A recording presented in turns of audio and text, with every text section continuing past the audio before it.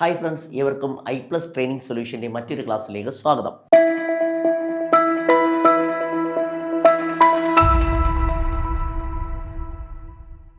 അപ്പോൾ നമ്മൾ പവർ ജനറേഷനുമായി ബന്ധപ്പെട്ട കാര്യങ്ങളാണ് ഏകദേശം 9 ക്ലാസ്സോളം നമ്മൾ എടുത്തായിരുന്നു. അപ്പം പവർ ജനറേഷൻ എന്ന് പറയുന്ന മോഡ്യൂളിനകത്ത് എനർജി സോഴ്സ് എന്ന് പറയുന്ന ഒരു ഭാഗം കഴിഞ്ഞു. ഇനി നമ്മൾ എടുക്കാൻ പോകുന്നത് പവർ ജനറേഷൻ. അപ്പോൾ എനർജി സോഴ്സ് എന്ന് പറയുമ്പോൾ സ്വാഭാവികമായിട്ടും നിങ്ങളുടെ എല്ലാം മനസ്സിൽ വരണം, നമ്മൾ കഴിഞ്ഞ ക്ലാസ്സുകളിൽ പഠിച്ചിട്ടുള്ള കാര്യങ്ങൾ. കൺവെൻഷനിൽ പറഞ്ഞായിരുന്നു, എനർജിയെക്കുറിച്ച് പറഞ്ഞായിരുന്നു, കൈനറ്റിക്, പൊട്ടൻഷ്യൽ, മെക്കാനിക്കൽ, കെമിക്കൽ, പിന്നെ പലതരം എനർജി സോഴ്സിനെ കുറിച്ച് പറഞ്ഞായിരുന്നു. പിന്നെ നമ്മൾ അതുമായി ബന്ധപ്പെട്ട് conventional, non conventional energy source പറഞ്ഞു, പിന്നെ ഫ്യുവലിനെ കുറിച്ച് പറഞ്ഞു, renewable energy, non renewable energy പറഞ്ഞു, കൊമേഴ്ഷ്യൽ പറഞ്ഞു, നോൺ കൊമേഴ്ഷ്യൽ പറഞ്ഞു. അങ്ങനെ ഡീറ്റെയിൽ ആയിട്ട് നമ്മൾ ക്ലാസ്സുകൾ കൈകാര്യം ചെയ്തായിരുന്നു. അതിൻ്റെ ക്വസ്റ്റ്യൻ ആൻസർ വർക്കൗട്ട് ഉണ്ട്, അത് അടുത്ത ക്ലാസ്സിൽ നമ്മൾ ചെയ്യുന്നതായിരിക്കും. ഇനി പവർ ജനറേഷൻ എന്ന് പറയുന്ന മോഡ്യൂളിൽ മൊത്തം 10 മാർക്കാണ്. അപ്പോൾ എനർജി സോഴ്സ് എന്ന് പറയുന്നൊരു ഭാഗം കഴിഞ്ഞു. അപ്പോൾ ഇന്ന് നമ്മൾ എടുക്കാൻ പോകുന്ന പവർ ജനറേഷൻ. അപ്പോൾ ഇതിനാണ് കൂടുതൽ നമ്മൾ പ്രാധാന്യം കൊടുക്കേണ്ടത്. പവർ ജനറേഷൻ എന്ന് പറയുന്ന ആ ഭാഗം കൈകാര്യം ചെയ്യാനായിട്ട് പോവുകയാണ്. അപ്പം നമ്മൾ ഒരു കാര്യം ചെയ്യുന്നു, പവർ ജനറേഷൻ. ഊർജത്തിൻ്റെ ആവശ്യത്തെക്കുറിച്ചാണ് ആദ്യം പറയാൻ പോകുന്നത്. പവർ ജനറേഷൻ ഞാൻ കഴിഞ്ഞ ക്ലാസ്സിൽ പറഞ്ഞു തന്നെ പിന്നെ ആവർത്തിക്കുകയാണ്. എനർജി ഇല്ലാത്തൊരു ലോകത്തെക്കുറിച്ച് നമുക്ക് ചിന്തിക്കാൻ പറ്റത്തില്ല. എന്തിനും എനർജി വേണം. നമ്മുടെ ലോകം ഇന്ന് വളരുന്നത് തന്നെ എനർജിയിലാണ്, അല്ലയോ? ഇപ്പോൾ ഉദാഹരണം, ഞാൻ ഈ ഡിസ്പ്ലേ വർക്ക് ചെയ്യാനും ലൈറ്റ് പ്രവർത്തിക്കാനും ഫാൻ പ്രവർത്തിക്കാനും AC പ്രവർത്തിക്കാനും എന്തിന്, എല്ലാത്തിനും എനർജിയുടെ ആവശ്യമുണ്ട്. അപ്പം നമ്മുടെ എല്ലാം മനസ്സിലൊരു ചിന്താഗതിയാണ്, ഇത് എങ്ങനെയാണ് ഈ എനർജി ഉണ്ടാക്കുന്നത്? അതിനെ പറയുന്ന പേരാണ് പവർ ജനറേഷൻ.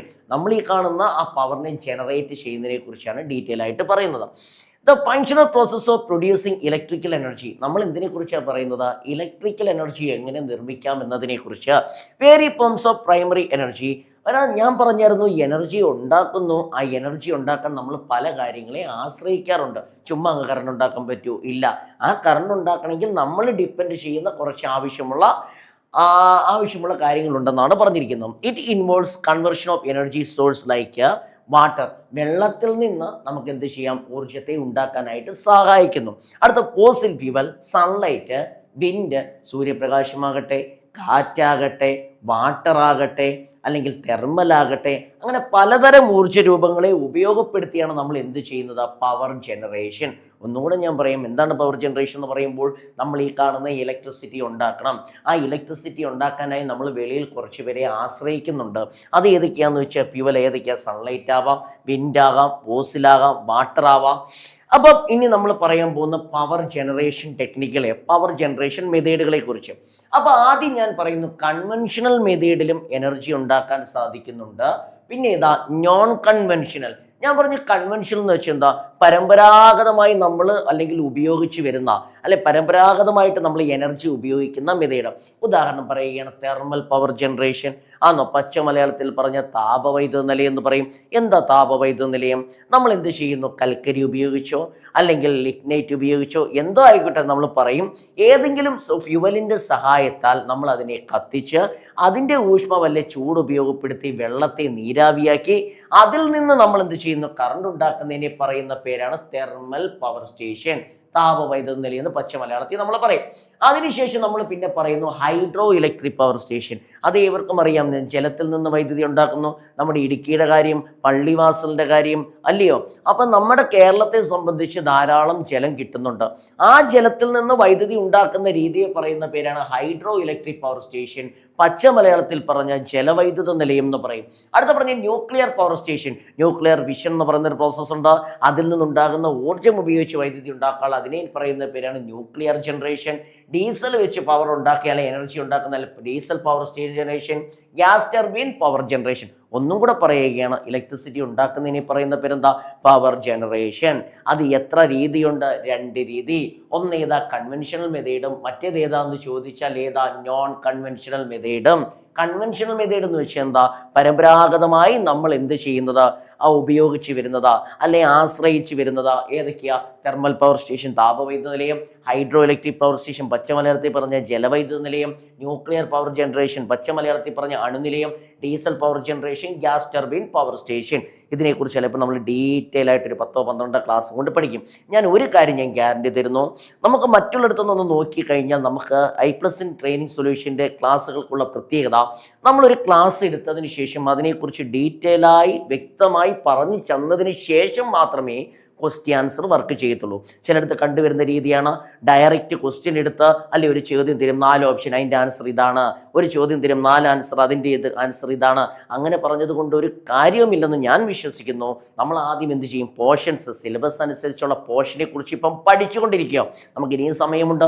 നമ്മളിപ്പോൾ എന്താ ചെയ്യുന്നത്, ആ സിലബസ് അനുസരിച്ച് പോർഷൻ പഠിക്കുകയാണ്. അതിനുശേഷം അവസാനമാണ് നമ്മൾ ക്വസ്റ്റ്യൻ എന്ത് ചെയ്യുന്നത്, വർക്ക് ചെയ്യുന്നത്. ഒരു ക്വസ്റ്റ്യൻ വർക്ക് ചെയ്യുമ്പോൾ അതിൽ ആൻസർ കാണുമ്പോൾ ഇതാണെന്ന് മനസ്സിലാക്കണം. ഓക്കെ എന്നോ? അപ്പൊ കൺവെൻഷണൽ കഴിഞ്ഞു. അടുത്താണ് നോൺ കൺവെൻഷണൽ. നോൺ കൺവെൻഷണൽ എന്ന് വെച്ചാൽ പരമ്പരാഗതമായിട്ടല്ല, അതിന് പകരക്കാരെന്നുള്ള രീതി വന്നത്. ഇപ്പൊ ഉദാഹരണം, പരമ്പരാഗതമായി ഉപയോഗിക്കുന്നത് നാളെ കിട്ടുമെന്ന് എനിക്ക് ഉറപ്പില്ല, അപ്പൊ അതിനൊരു പകരക്കാരനെ കണ്ടുപിടിക്കണം ആണോ? അപ്പൊ അതിനെ പറയുന്ന പേരാണ് നോൺ കൺവെൻഷണൽ എനർജി.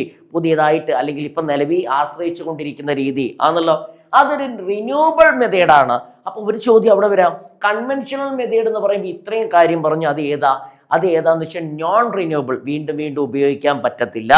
പക്ഷേ ആ സമയം നമുക്ക് എടുക്കാം നോൺ കൺവെൻഷനൽ ആണ്, റിന്യൂവബിളാ, വീണ്ടും വീണ്ടും ഉപയോഗിക്കാം. ഞാൻ പറഞ്ഞുതരാം, സോളാർ പവർ ജനറേഷൻ.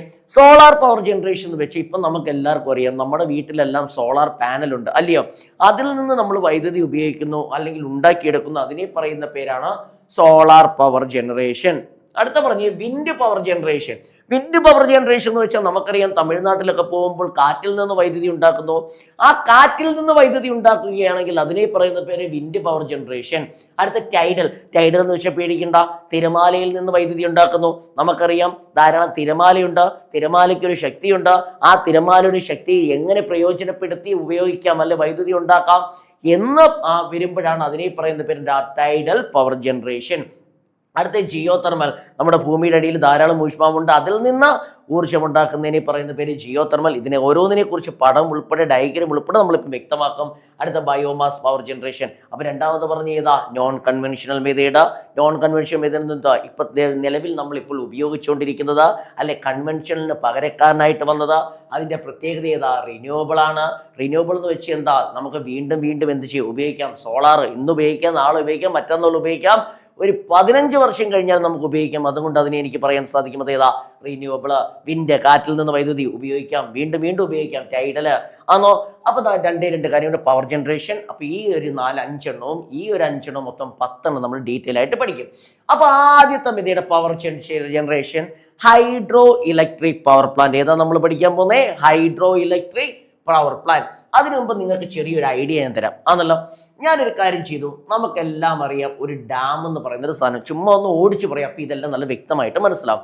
നമുക്കറിയാം മുല്ലപ്പെരിയാർ, ഇടുക്കി, അങ്ങനെ ഡാമുകൾ നമുക്ക് കേട്ടുണ്ട്. നമ്മൾ സ്കൂൾ കാലഘട്ടം മുതലേ ഡാമുകളിൽ നമ്മൾ പോകുന്നതാ കാണാനായിട്ട്.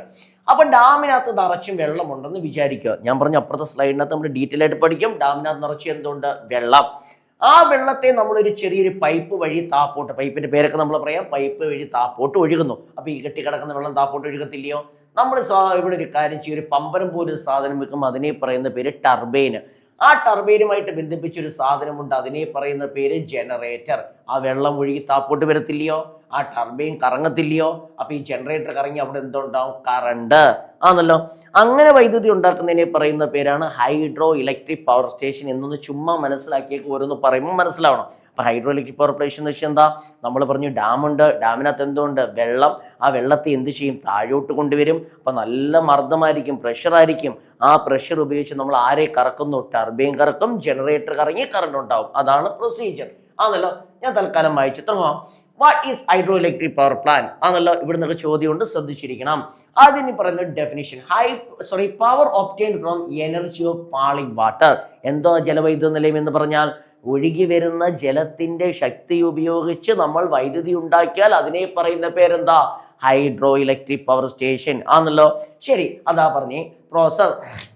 The plants convert energy stored in water into electrical energy using water turbine coupled with a generator. ഞാൻ നേരത്തെ പറഞ്ഞു തന്നെ ഡീറ്റെയിൽ ആയിട്ട് പറയാം. ഇതെന്താ പറയുന്നത്, ഡാമിനകത്ത് എന്തുകൊണ്ട് വെള്ളം, ഇതിനെ പറയുന്ന പേരെന്താ പൈപ്പ്, പെൻസ്റ്റോക്ക്, അതൊക്കെ നമുക്ക് പറയാം. ഇവിടെ എന്താ പറയുന്നത് ടർബൈൻ, ഇതെന്താ ജനറേറ്റർ, അതാ പറഞ്ഞേക്കുന്നത്. ദ പ്ലാന്റ് കൺവേർട്ട് എനർജിയെ മാറ്റിമറിക്കുന്നു.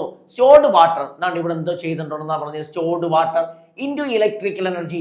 ഇവിടെ വെള്ളം കെട്ടിക്കിടപ്പുണ്ട്, ആ കെട്ടിക്കിടക്കുന്ന വെള്ളത്തെ അവസാനം നമ്മൾ ഏതായിട്ട് മാറ്റുന്നു, ഇലക്ട്രിക്കൽ. അതാ ഇവിടെ പറഞ്ഞ് കെട്ടിക്കിടന്ന വെള്ളത്തെ നമ്മൾ ഏതായിട്ട് മാറ്റുന്നു, ഇലക്ട്രിക്കൽ. അങ്ങനെ ഞാൻ ചോദിച്ചോട്ടെ, നമ്മൾ കഴിഞ്ഞ ക്ലാസ്സിലെ പൊട്ടൻഷ്യൽ എനർജി, കൈനറ്റിക് എനർജി, മെക്കാനിക്കലൊക്കെ പഠിച്ചതിൻ്റെ ഉപയോഗം ഇവിടെ മനസ്സിലാവും. ശരി, അതുകൊണ്ടാണ് മഹേഷ് സാർ ആദ്യമേ അത് പറഞ്ഞത്. വെള്ളം ഇവിടെ കെട്ടിക്കിടന്നു, അപ്പൊ അത് ഏത് എനർജിയാ, പൊട്ടൻഷ്യൽ എനർജി. ഈ വെള്ളം ഇങ്ങോട്ട് ഒഴുകുമ്പോൾ നമ്മൾ അത് ഏത് എനർജിയാന്നാ പറഞ്ഞേ, കൈനറ്റിക് എനർജി ആണല്ലോ. അത് ഇവിടെ ചെന്ന് ഇടിച്ചു, അപ്പൊ അത് ഏതാ പറയുന്നത്, മെക്കാനിക്കൽ എനർജി. അപ്പൊ ഇവിടെ കറണ്ട് ഉണ്ടായി, അപ്പൊ അത് ഏതാ, ഇലക്ട്രിക്കൽ എനർജി. ഇവനെ ആവശ്യം വരും, ചോദിക്കും. ജലവൈദ്യുതി നിലയത്തിൽ നടക്കുന്ന ഊർജ്ജമാറ്റം. ഇവിടെ കെട്ടിക്കിടക്കുമ്പോൾ പൊട്ടൻഷ്യൽ എനർജി, ഒഴുകുമ്പോൾ ഏതാ, കൈനറ്റിക് എനർജി, ഇടിക്കുമ്പോൾ അത് ഏതാ, മെക്കാനിക്കൽ എനർജി, ആ ജനറേറ്റർ കറങ്ങുമ്പോൾ ഏതാ, ഇലക്ട്രിക്കൽ എനർജി. ഓക്കെ എന്നോ? അതാണ് ഈ 2 പോയിന്റിലായിട്ട് പറഞ്ഞിരിക്കുന്നത് എന്നാണ് ഞാൻ പറഞ്ഞത്. ഡെഫിനിഷൻ പറഞ്ഞു. Process mechanism, it is like kinetic energy of the flowing water that rotate the turbine. ഞാൻ പറഞ്ഞു തന്നെ ആ പൊട്ടൻഷ്യൽ എനർജി ഉണ്ട്. വെള്ളം ഒഴുകുമ്പോൾ ഏതാ, കൈനറ്റിക് എനർജി, കൈനറ്റിക് ഏതാ, മെക്കാനിക്കൽ എനർജി, മെക്കാനിക്കൽ ഏതാ, ഇലക്ട്രിക്കൽ എനർജി. പച്ചമലയാളത്തിൽ പറഞ്ഞ സ്ഥിതികോർജം, ഗതികോർജം, യാന്ത്രികോർജം, വൈദ്യുതോർജം. പക്ഷെ അവര് പറഞ്ഞേ kinetic energy of water rotate turbine, ആ വെള്ളത്തിന്റെ ഒഴുക്ക് ഉപയോഗിച്ച് ടർബൈനെ റൊട്ടേറ്റ് ചെയ്യുന്നു എന്നാണ് പറഞ്ഞത്. Location generally located hilly area and convention construct dam.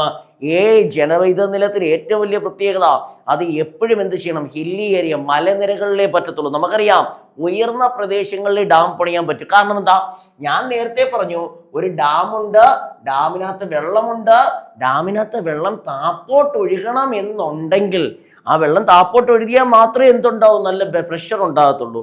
ആ പ്രഷർ ഉണ്ടെങ്കിലേ ഈ ടർബൈനെ നമുക്ക് കറക്കാൻ പറ്റത്തുള്ളൂ. ആണോ?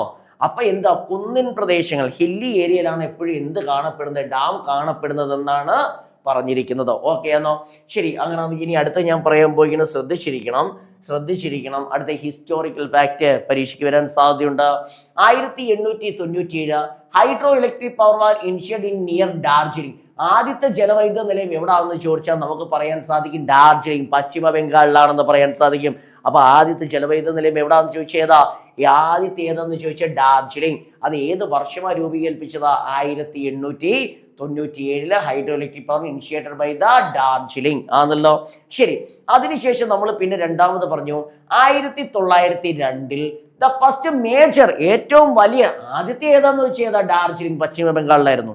പക്ഷെ രണ്ടാമത് പറഞ്ഞേ 1902 ദ ഫസ്റ്റ് മേജർ, ഏറ്റവും വലിയ ഒരു, നമ്മൾ ആദ്യം എന്ത് കാര്യം ചെയ്താൽ ആദ്യം ചെറുതായിട്ടൊരു പരീക്ഷണം നോക്കില്ലയോ, അതിനുശേഷം വലിയ രീതിയിൽ തുടങ്ങുമെന്ന് പറയത്തില്ലയോ. The first major plan was Shivasamudram scheme in Mysore ആണല്ലോ. ശരി, the capacity Shivasamudram plan had initial capacity 4.5 megawatt. അത് ചോദിക്കും. അപ്പൊ ഒന്നും കൂടെ ഞാൻ പറയുകയാണ്, ശ്രദ്ധിച്ചിരിക്കണം. ആദ്യത്തെ ജലവൈദ്യുത നിലയം എവിടാന്ന് ചോദിച്ചാൽ ഏതാ, നമ്മുടെ കേരളത്തിലെ ആദ്യത്തെ ജലവൈദ്യുത ഏതാന്ന് ചോദിച്ചാൽ ഏത് പറയണം, പള്ളിവാസലാന്ന് പറയണം ആണല്ലോ. ശരി, 1897 അത് എവിടാ തുടങ്ങിയത്, ഡാർജിലിംഗിലാണ്. അത് എവിടാ, പശ്ചിമ ബംഗാളിലാണ്. ഏറ്റവും വലിയ മേജർ പ്ലാന്റ് ഏതെന്ന് വെച്ചാൽ 1902 ശിവസമുദ്രം എന്ന് പറയുന്ന ആ ഒരു മൈസൂരിലുള്ള ഒരു പ്ലാന്റ് ആണെന്നാണ് പറഞ്ഞിരിക്കുന്നത്. ഓക്കെ എന്നോ? ഇവിടെ തന്നെ 4-5 ചോദ്യമായിട്ടുണ്ട്, അത് എഴുതി വെച്ചേക്കണം. ശരി, അങ്ങനെ അടുത്തതാ 1902 ഫസ്റ്റ് മേജർ പ്ലാന്റിലെ ആ കപ്പാസിറ്റി എത്രയെന്ന് ചോദിച്ചാൽ 4.5 മെഗാവാട്ട്. 4.5 മെഗാവാട്ട് എന്നാ പറഞ്ഞേ. നമ്മുടെ കേരളത്തിലെ ഏറ്റവും കൂടുതൽ ഏതാന്ന് ചോദിച്ചാൽ ഏതാ, ആദ്യത്തെ ഇതാതെന്ന് ചോദിച്ചാൽ ഏതാ, പള്ളിവാസലാണ്. അപ്പൊ ഇവിടെ തന്നെ എത്ര എണ്ണം പറയാൻ സാധിക്കും, ഒന്ന് ആലോചിച്ച് നോക്കി. ഇന്ത്യയിലെ ആദ്യത്തെ ജലവൈദ്യുത നിലയം ഏതാന്ന് ചോദിച്ചാൽ ഏതാ, ഡാർജിലിംഗിൽ, പശ്ചിമ ബംഗാളിലെ ഡാർജിലിംഗിലാണ് 1897. ശരി, ഏറ്റവും വലിയ മേജർ പ്ലാന്റ് എന്ന 1902 ഏതാ, ശിവസമുദ്രം.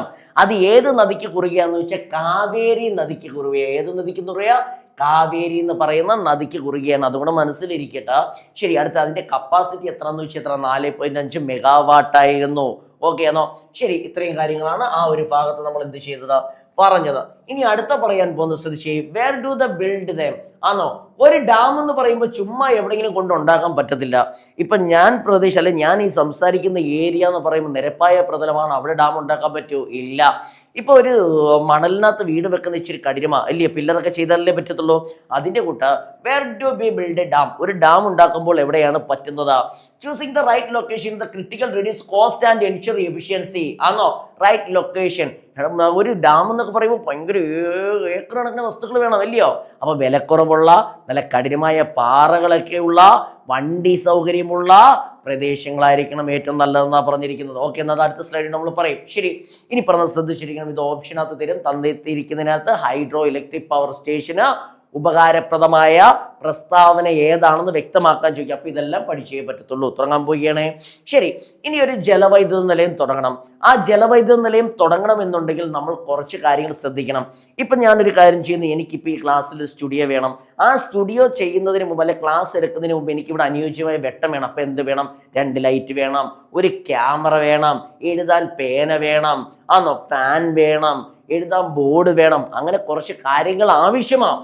അതിൻ്റെ കൂട്ട് ഒരു ജലവൈദ്യുത നിലയം നടക്കുമ്പോൾ ഈ താഴെ പറയുന്ന പ്രസ്താവനകൾ അല്ലെങ്കിൽ താഴെ പറയുന്ന കാര്യങ്ങൾ വേണമെന്നാണ് പറഞ്ഞിരിക്കുന്നത്. ഓക്കെ ആണോ? ചിലപ്പോൾ ഓപ്ഷനകത്ത് ശരിയായിട്ടുള്ളത് എഴുതാ, തെറ്റായിട്ടുള്ളവനെ എടുത്ത് എഴുതാൻ ചോദിക്കും ആണല്ലോ. അപ്പം തുടങ്ങുകയാണ്. 1, അവൈലബിലിറ്റി ഓഫ് വാട്ടർ. ഞാൻ പറഞ്ഞിരുന്നു ഒരു ഡാമിന്റെ പ്രധാന ഘടകം ഏതാ? വാട്ടറാണ്. ഡാമിനകത്ത് എന്തുണ്ട്? വെള്ളമുണ്ട്. ആ വെള്ളമില്ലാതെ നമുക്ക് ഡാം പ്രവർത്തിക്കാൻ പറ്റുമോ? ഇല്ല. അപ്പം വെള്ളമുള്ള പ്രദേശത്തല്ലേ നമുക്ക് ഒരു മരുഭൂമി പോയി ഡാം പണിയാൻ പറ്റുമോ? ഒരിക്കലും ഇല്ല. വെള്ളമുണ്ടോ? ഇല്ല. അപ്പം വെള്ളം നമുക്ക് കിട്ടുന്ന പ്രദേശങ്ങൾ കണ്ടെത്തണം. അതാ പറഞ്ഞേ availability of water. The essential for generating power, the discharge flow and its variant must. ഞാൻ പറഞ്ഞു തന്നെ അവൈലബിലിറ്റി അത്രയും പഠിച്ചാൽ അത് ഏതാ അവൈലബിലിറ്റി. ഒരു ഡാം പണിയുമ്പോൾ ആദ്യം നമ്മൾ നോക്കേണ്ട പ്രധാന ഘടകം ഏതാ? Availability of water. ജലത്തിന്റെ സാന്നിധ്യമാണ് നോക്കേണ്ടത്. സ്റ്റോറേജ് ഓഫ് വാട്ടർ, അത് ഇച്ചിരി കൂടെ പറയാനോട് ശ്രദ്ധിച്ചിരിക്കണം. മഹേഷ് സാർ ഒരു കാര്യം ചെയ്തു. ഒരു ഗ്ലാസ്സിനകത്ത് വെള്ളം, ഞാൻ പറയുന്ന എക്സാമ്പിളിനകത്ത് അത് കിട്ടിക്കോളും.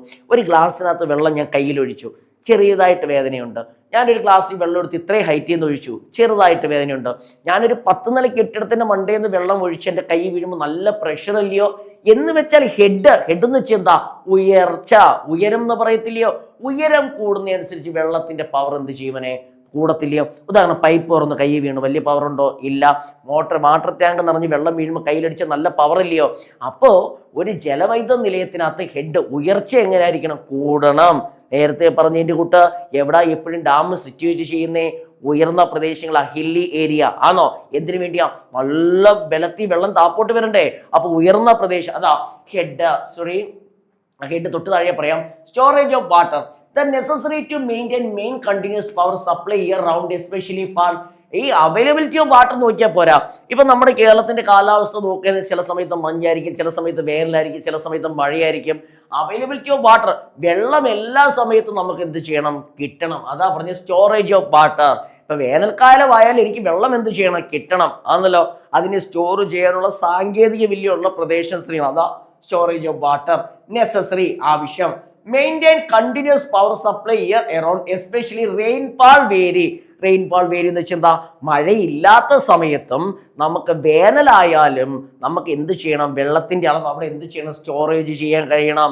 ചില സമയത്ത് പറയത്തില്ലയോ, അല്ലെങ്കിൽ ഇത്ര 7 മണി തൊട്ട് 7:30 വരെ, അല്ലെങ്കിൽ 8 മണി തൊട്ട് 8:30 വരെ പവർ കട്ട് വരുമെന്നൊക്കെ പറയത്തില്ലയോ? സ്വാഭാവികമായിട്ടും ജലത്തിന്റെ അളവ് കുറയുമ്പോഴല്ലേ ഡാമി ഇങ്ങനെയൊക്കെ ചെയ്യുന്നതാ.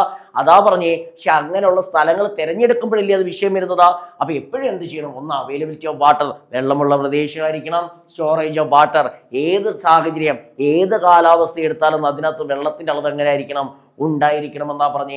ഹെഡ് ഓഫ് വാട്ടർ, ഞാൻ നേരത്തെ പറഞ്ഞ ഹെഡ് എന്ന് വെച്ചാൽ എന്താ? ഉയർച്ച. എപ്പോഴും വെള്ളം എന്ത് ചെയ്യണം? അല്ലെ ഡാം എപ്പോഴും എന്തോ മാക്സിമം ഉയരത്തിലായിരിക്കണം. എന്തിനു വേണ്ടിയാ? ആ മാക്സിമം ഉയരത്തിലാണെങ്കിൽ നല്ല പ്രഷറില്, നല്ല ബലത്തില്, നല്ല പവറില് വെള്ളം വന്ന് ഇടിക്കത്തുള്ളൂ. അതാ ഹെഡ് ഓഫ് വാട്ടർ. ഇതെല്ലാം തരും, ഉറപ്പുള്ള കാര്യമാണ്. ഇതിൽ നിന്ന് ഒറ്റയാനെ തിരഞ്ഞെടുക്കാൻ ചോദിക്കും. Head of water. Higher head എന്ന് വെച്ചാൽ ഹയർ ഹെഡ് എന്ന് വെച്ചാൽ എത്രത്തോളം ഉയർച്ചയിലാണോ the water height reduce the amount of water. വേറൊരു കാര്യം കൂടെ പറയാൻ മറന്നുപോയി. ഞാൻ പറഞ്ഞു എത്രത്തോളം ഉയർച്ചയിലാണോ അപ്പൊ എന്താ അത്രത്തോളം പവർ വരും. ഭയങ്കര പവറാണ്. ടർബൈൻ എളുപ്പം കറക്കൂടെ? ടർബൈൻ എളുപ്പം കറക്കി കഴിഞ്ഞാൽ ഇച്ചിരിയും വെള്ളം പോലെ വെള്ളത്തിന്റെ അളവ് കുറയ്ക്കാൻ പറ്റുമെന്നാണ് ലോവർ ക്യാപിറ്റൽ കോസ്റ്റ്. ആണോ? Cost of land. അങ്ങനെ ഞാൻ നേരത്തെ പറഞ്ഞെന്ന് വെച്ചാൽ ഒരു ജലവൈദ്യുത നിലയം എടുക്കുമെന്ന് ഏക്കർ കണക്ക് ബാധിച്ചെടുക്കുക.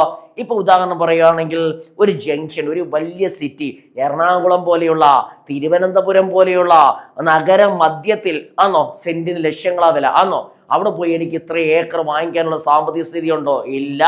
അപ്പൊ അതാ പറഞ്ഞേ, നമ്മൾ തിരഞ്ഞെടുക്കുന്ന വസ്തുക്കൾ അല്ലെങ്കിൽ ജലത്തിന്റെ അംശം നോക്കിയും ജലത്തിന്റെ അളവ് നോക്കിയും സ്റ്റോറേജ് നോക്കിയും ഹെഡ് നോക്കിയും നമ്മളൊരു വസ്തു തിരഞ്ഞെടുക്കത്തില്ലയോ? ആ വസ്തുവിന്റെ വിലയും എങ്ങനെ ആയിരിക്കണം? നമ്മളെ കൊണ്ട് താങ്ങുന്നതായിരിക്കണം. അതാ പറഞ്ഞിരിക്കുന്നേ, land should be rocky support and heavy machinery available the reserve price. വില എന്തായിരിക്കണം? കുറവായിരിക്കണം. അതുകൂടാതെ തിരഞ്ഞെടുക്കുന്ന വസ്തുവിന് എന്ത് കാരണം? റോക്കി എന്ന് വെച്ചാൽ എന്താ?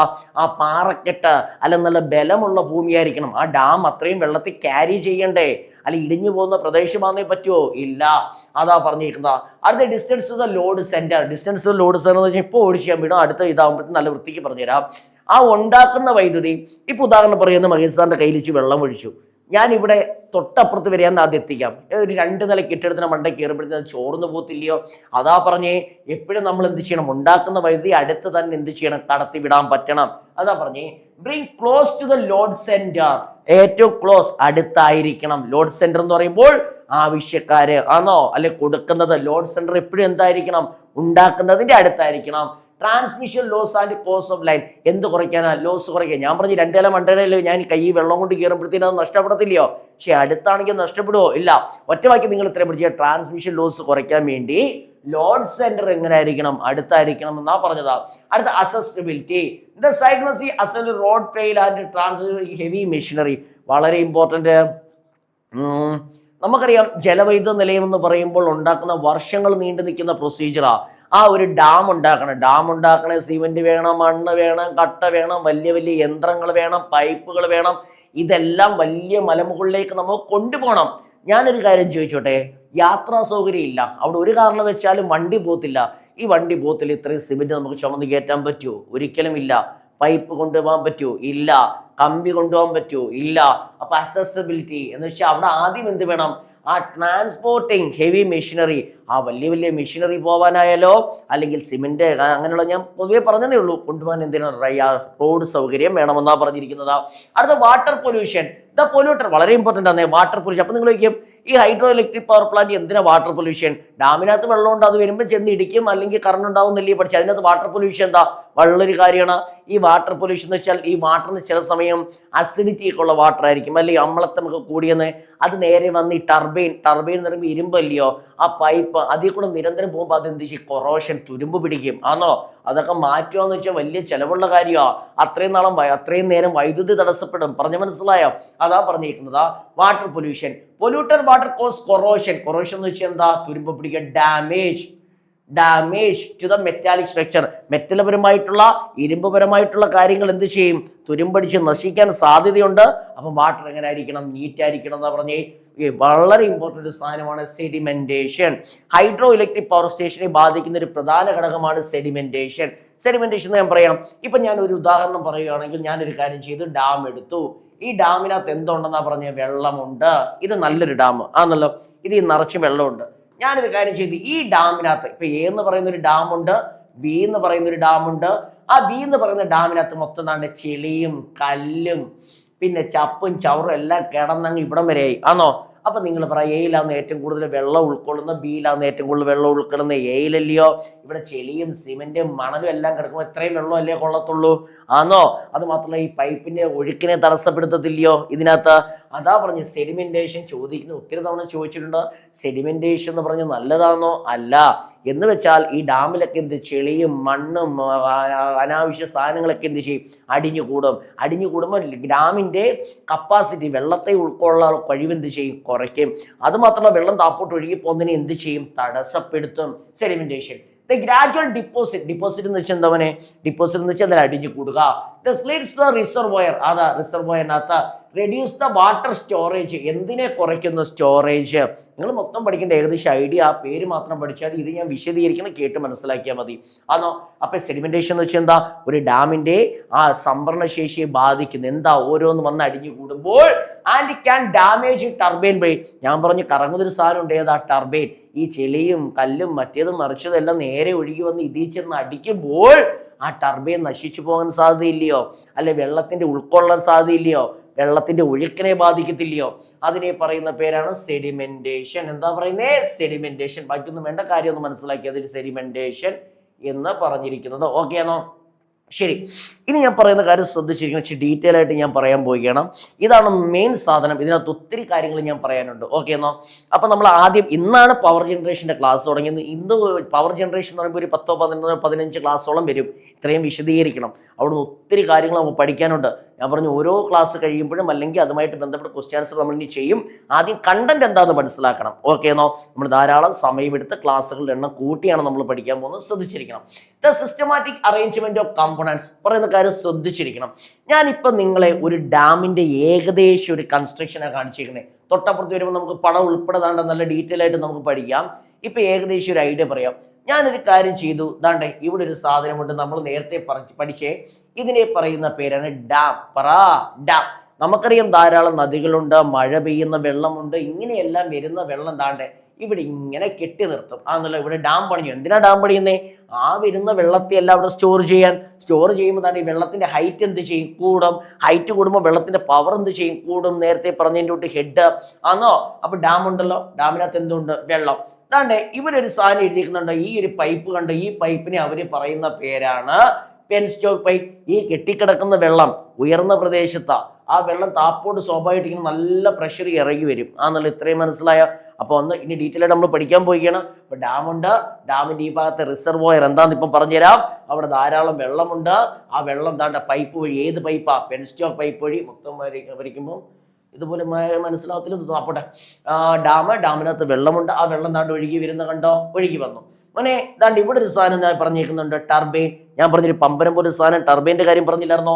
സ്വാഭാവികമായിട്ട് ഈ വെള്ളം നേരെ ഒഴുകി വന്ന് ഈ ടർബൈനകത്ത് ഇരിക്കുമ്പോൾ ടർബൈൻ എന്ത് ചെയ്യാൻ തുടങ്ങുന്നു? അത് കറങ്ങാനായിട്ട് തുടങ്ങുന്നു. ആ ടർബൈനുമായിട്ട് ബന്ധപ്പെട്ട് ഞാൻ ദാണ്ട് ഇവിടെ ഒരു സാധനം കണക്ട് ചെയ്തു. ഇതിനെ പറയുന്ന പേരാണ് ജനറേറ്റർ. എന്താ പറയുന്നേ? ജനറേറ്റർ. അപ്പൊ സ്വാഭാവികമായിട്ടും ഈ കെട്ടിക്കിടക്കുന്ന വെള്ളം ദാണ്ടെ ഒഴുകി വന്ന ആ ടർബൈനിൽ ചെന്ന് ഇടിക്കുന്നതിന്റെ ഫലമായി ആ ടർബൈൻ കറങ്ങുകയും, നിങ്ങൾക്ക് ഇവിടെ കാണാൻ സാധിക്കും, ആ വെള്ളത്തിന്റെ പ്രഷർ ഉപയോഗിച്ച് ഈ ടർബൈൻ എന്ത് ചെയ്യുന്നു? കറങ്ങുന്നു. സ്വാഭാവികമായും ആ ടർബൈനുമായി ബന്ധിപ്പിച്ചിരിക്കുന്ന ജനറേറ്റർ കറങ്ങുകയും അവിടെ എന്ത് ചെയ്യും? ഒരു വൈദ്യുതി ഉണ്ടാകുന്നു എന്നാണ് നമുക്ക് പറയാൻ സാധിക്കുന്നത്. ബാക്കി അതിനുശേഷം വെള്ളം ഇടിച്ചു, അവിടെ ടർബൈൻ കറങ്ങി, ആ ജനറേറ്റർ കറങ്ങി, ദാണ്ടാ ഉണ്ടാകുന്ന ആ വൈദ്യുതി ട്രാൻസ്മിഷൻ ലൈൻ. സ്വാഭാവികമായിട്ടും നമ്മുടെ റോഡിൽ കൂടെ പോകുന്ന ആ ലൈൻ ഉണ്ടല്ലോ, ട്രാൻസ്മിഷൻ ലൈൻ എന്ന് പറയും. ആ ട്രാൻസ്മിഷൻ ലൈൻ വഴി മറ്റുള്ള പ്രദേശങ്ങളിലേക്ക് എത്തിക്കും. അപ്പോൾ നിങ്ങൾ അടുത്ത സംശയമാണ് ഇതിന് ശേഷം ആ വെള്ളം, അതിനെ പറയുന്ന പേരാണ് ടെയിൽ റേസ്. ഓക്കെ ആണോ? ഈ വെള്ളം ഇവിടെ ഇടിച്ചതിന് ശേഷം നേരെ അത് എന്ത് ചെയ്യും? ടെയിൽ റേസ് വഴി നമ്മൾ കനാലുകൾ അങ്ങനെയൊക്കെ പറയത്തില്ലയോ, അതുവഴി കൃഷിക്ക്, ജലസേചനത്തിന്, അങ്ങനെയുള്ളതിനെല്ലാം എന്ത് ചെയ്യും? ചെറിയ അതിനുവേണ്ടി നമ്മൾ ഉപകാരപ്പെടുത്തും എന്നാ പറഞ്ഞേ. അതിൽ നിന്ന് ചോദിക്കാൻ സാധ്യതയുള്ളൂ. അപ്പൊ നിങ്ങൾ മനസ്സിലാക്കുക, ഇവിടെ വെള്ളം കെട്ടിക്കിടക്കുമല്ലയോ? അപ്പൊ സ്ഥിരം ചോദിക്കുക, അത് ഏത് എനർജി ആയിരിക്കും? പൊട്ടൻഷ്യൽ എനർജി ആയിരിക്കും. സ്ഥിതികോർജ്ജം എന്ന് പച്ച മലയാളത്തിൽ പറയും. സ്വാഭാവികമായിട്ട് ആ വെള്ളം ഒഴുകുമ്പോൾ അത് ഏത് എനർജി ആയിരിക്കും? കൈനറ്റിക് എനർജി എന്ന് പറയും. അതിനെ പറയുന്ന പേര് ഗതികോർജ്ജം എന്ന് പറയും. സ്വാഭാവികമായിട്ട് ആ വെള്ളം വന്ന് ഇവിടെ വന്ന് ഇടിക്കുമ്പോൾ അതൊരു മെക്കാനിക്കൽ പരമായ ജോലിയാണ്. അപ്പൊ അതിനെ പറയുന്ന പേര് മെക്കാനിക്കൽ എനർജി എന്ന് പറയും, അല്ലെങ്കിൽ യാന്ത്രികോർജ്ജം എന്ന് പറയും. സ്വാഭാവികമായിട്ടും അതിന്റെ ഫലമായി കറണ്ട് ഉണ്ടാക്കുമ്പോൾ അപ്പൊ അവിടെ ഏതാ? ഇലക്ട്രിക്കൽ എനർജി ഉണ്ടാകുന്നു എന്നാണ് പറയുന്നത്. ഓക്കെ ആണോ? അപ്പൊ സ്വാഭാവികമായിട്ടും ഇതിന്റെ ഓരോ ഭാഗങ്ങളും നമുക്ക് എന്ത് ഡീറ്റെയിൽ ആയിട്ട് എടുത്ത് പഠിക്കേണ്ടതായിട്ടുണ്ട്. ഏതൊക്കെയാ? റിസർവോയർ, പെൻസ്റ്റോക്ക്, അതിനെക്കുറിച്ചെല്ലാം ഞാൻ പറഞ്ഞു.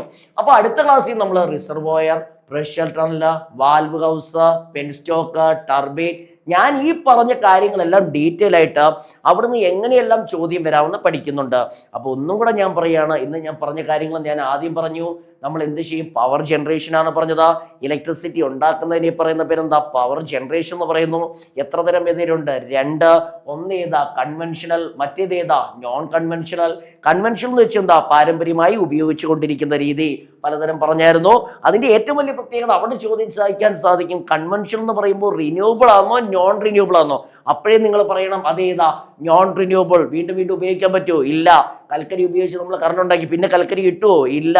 ശരി, അടുത്ത നമ്മൾ പറഞ്ഞ ഏതാ? നോൺ കൺവെൻഷണൽ എന്ന് വെച്ചാൽ പാരമ്പര്യ ഊർജ്ജ രൂപത്തിന് പകരക്കാരനായി നമ്മൾ കണ്ടുപിടിച്ചേ.